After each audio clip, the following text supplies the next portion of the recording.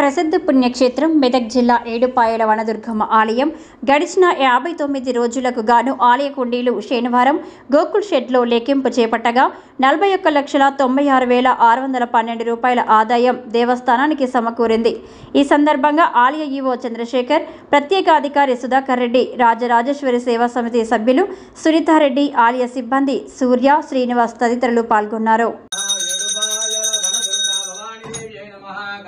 मंगल महानीराजनो समर्पयामि। वनदुर्गा माता की जय।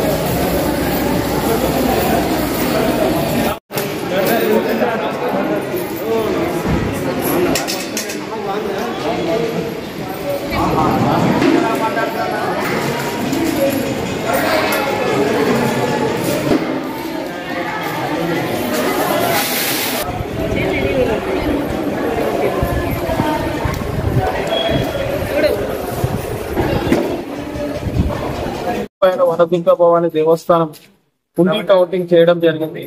ఇట్టి హుండీ నాకు 41,96,612 రూపాయలు వచ్చినవి. అట్టి హుండీ అమౌంట్ తో ఈరోజు మన ఇండియన్ బ్యాంక్ వారికి అప్పగించడం జరిగింది.